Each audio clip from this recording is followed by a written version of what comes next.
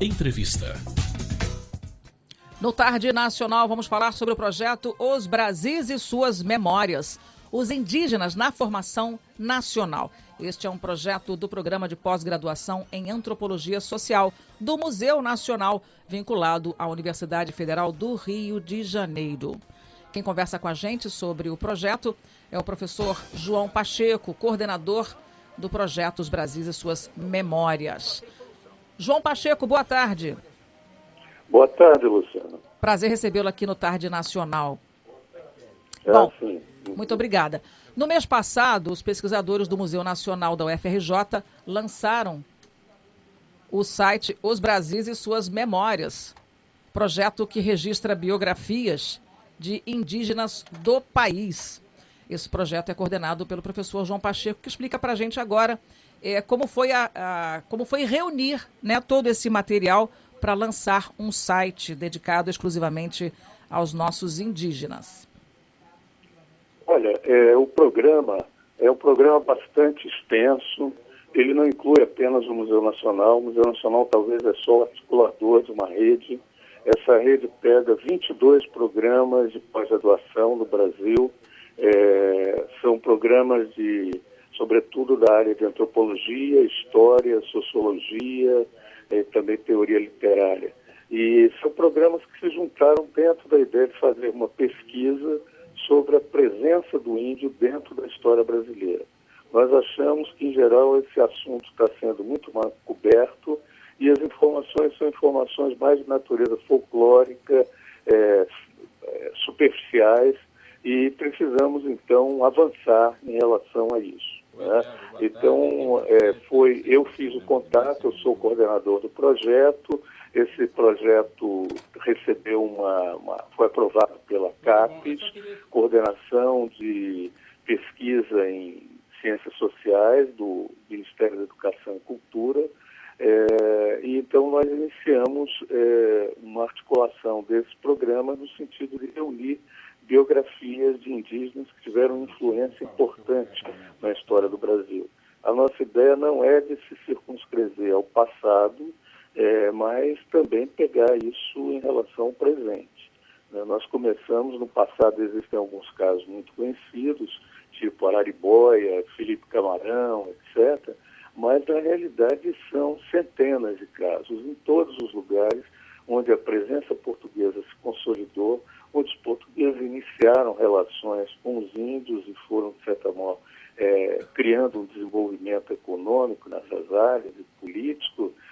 Sempre houve alianças importantes com indígenas e esses indígenas tiveram um papel crucial na consolidação da administração portuguesa. Né? Então é isso que nós estamos recuperando no sentido de ter uma história do Brasil menos equivocada e menos que coloca no lugar secundário personagens que foram muitas vezes essenciais ao funcionamento da própria economia. Uhum. Né? Uma história menos folclórica, né, como o senhor mesmo disse. Exatamente, professor... exatamente. Existem casos muito interessantes até, onde os indígenas são recebidos como embaixadores dentro dos palácios, pelos governadores, capitães gerais, porque são aliados fundamentais, controlam áreas de produção de alimentos para a colônia, são pessoas que também apoiam as ações contra os invasores. Então a presença deles é absolutamente indispensável à cristalização da colônia. Agora, o senhor fala de um tempo remoto, só para a gente levar uma compreensão maior aqui ao nosso público. As biografias que estão no site, através do projeto Os Brasis e Suas Memórias, também trazem homens e mulheres de diversas etnias nos dias de hoje. Sim. Perfeito. A ideia é que essas sejam também estendidas ao dia de hoje. Né? Quer dizer, os indígenas têm uma presença importante hoje na vida do Brasil, e entender essa presença apenas em termos demográficos, pensando o número da população indígena face ao número da população brasileira, é uma maneira bastante equivocada de refletir, porque os índios, na verdade, não estão em cidade, mas muito diluído e com a presença pouco visualizada. Mas os índios que estão no interior ocupam áreas muito importantes do ponto de vista de preservação ambiental, preservação de recursos estratégicos, hídricos, fronteiras. Então, na realidade, a presença indígena em todo o Brasil hoje ainda é muito forte, quando se pensa do ponto de vista do planejamento governamental, do planejamento econômico, da questão das comunicações. A presença indígena é muito mais forte do que parece para as pessoas. Inclusive na educação, né, professor? Nós temos muitos professores universitários, temos pesquisadores indígenas dentro da própria UFRJ.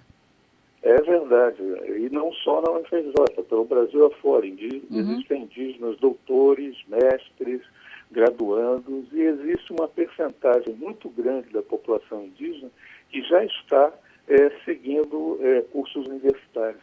É uma proporção muitas vezes maior do que a da população brasileira.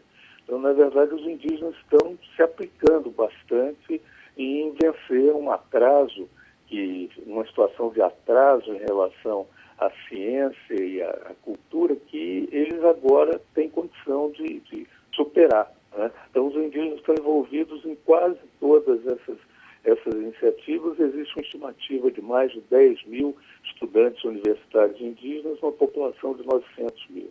Isso é muitas vezes maior do que a população universitária considerada do Brasil como um todo, né? É verdade. E eu acho que há um processo também de reflexão. Os indígenas ficaram muito apaixonados pelo projeto quando eu apresentei em oficinas em algumas partes do Brasil, na Paraíba, no Maranhão, no Mato Grosso do Sul, em vários lugares, né, Santa Catarina, e eles ficaram muito encantados com a possibilidade de rever uma série de personagens da sua vida que foram muito importantes.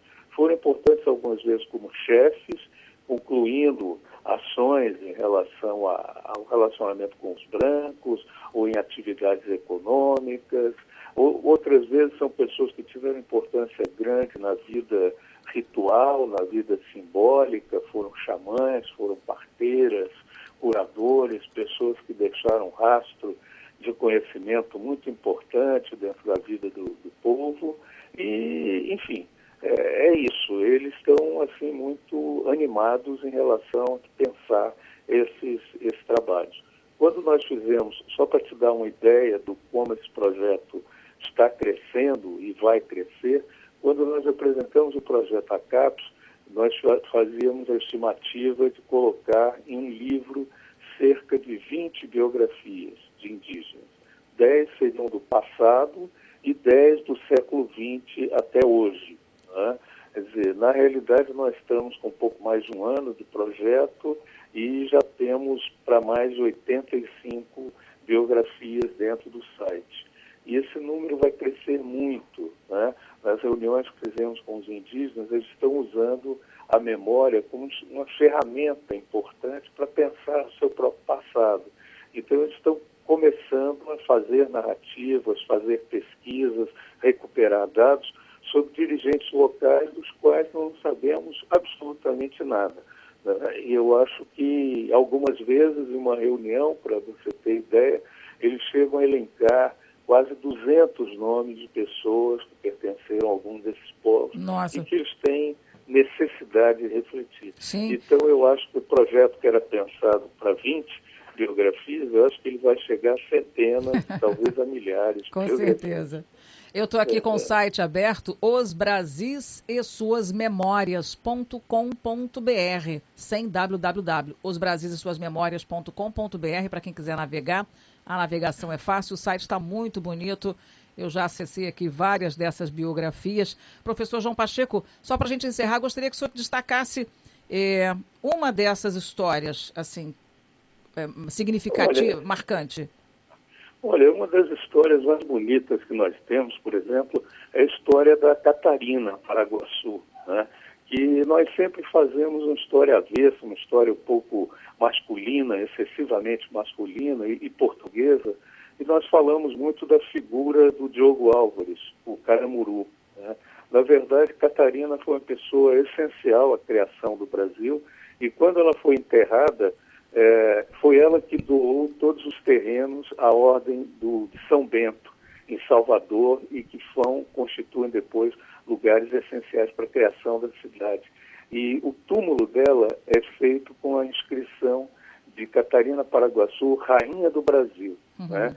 Quer dizer, assim as pessoas da época se referiam a ela. E está lá na Bahia? E, no entanto, está na Bahia, na igreja do bairro da Barra, perto da Barra Avenida ali. Né? Então pode ser visitado até isso sobre a cura, o cuidado da Ordem dos Beneditinos. Né? Então são histórias magníficas que foram esquecidas no correr do tempo e que refletem bastante essa importância do índio em toda a história do Brasil. Quando hoje nós vemos que o brasileiro tem um carinho especial e um orgulho em falar dos índios, e que às vezes nossos amigos, nossos colegas de outros países não têm, eu acho que tem a ver com essas memórias que cruzam nas famílias, que cruzam nas amizades, que cruzam nas artes, nos tratamentos, né? É isso. Tá certo. Bom, eu vou repetir aqui o nosso site para as consultas, Os Brasis e Suas Memórias.com.br, na internet. Professor João Pacheco, que coordena o projeto Os Brasis e Suas Memórias, os indígenas na formação nacional do Programa de Pós-Graduação em Antropologia Social do Museu Nacional da Universidade Federal do Rio de Janeiro, como ele mesmo ressaltou, é um projeto que abraça os programas de pós-graduação de várias universidades. Muito obrigada pela entrevista, professor João Pacheco. Parabéns por esse belíssimo trabalho. Obrigado, Luciana. Obrigado pela divulgação, né, também. Um grande abraço. Estou à disposição. Muito obrigada. Até a próxima.